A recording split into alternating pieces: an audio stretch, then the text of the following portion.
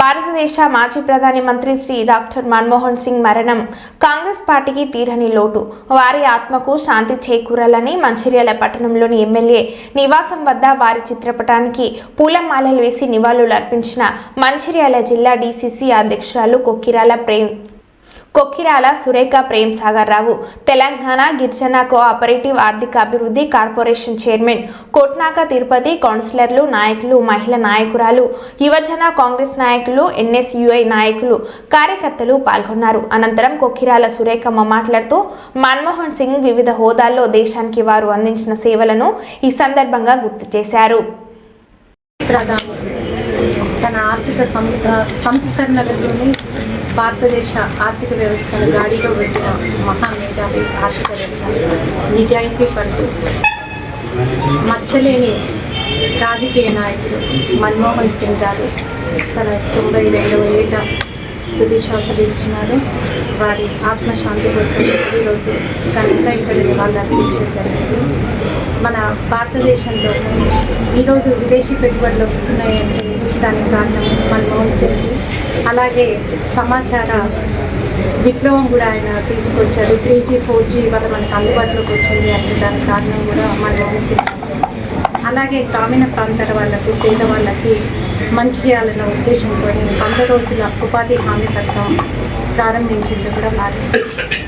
అలాగే అంటే ఎన్నో రైతులకి 60,000 కోట్లతో ₹1,00,000 వరకు రుణమాఫీ చేసింది కూడా మన్మోహన్ సింగ్ గారు.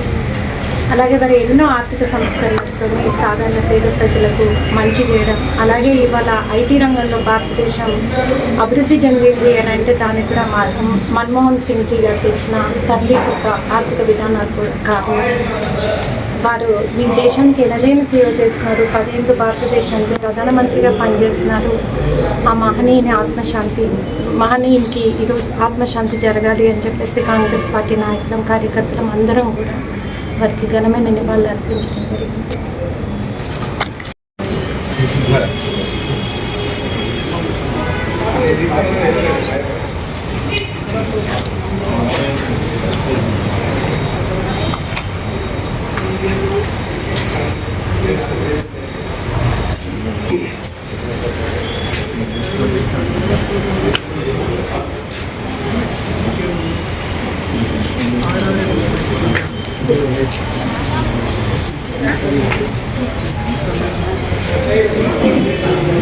సైడ్ జరగాలి వేసి సైడ్కు ఉండండి.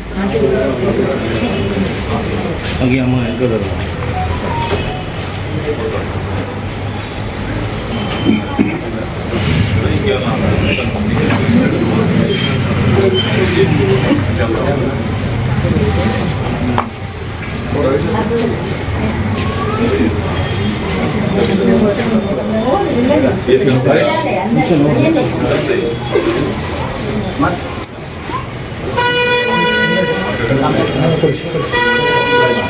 AC bag sir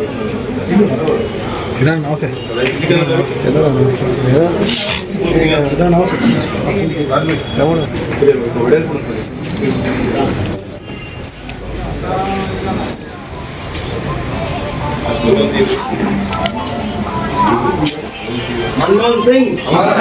Manmohan Singh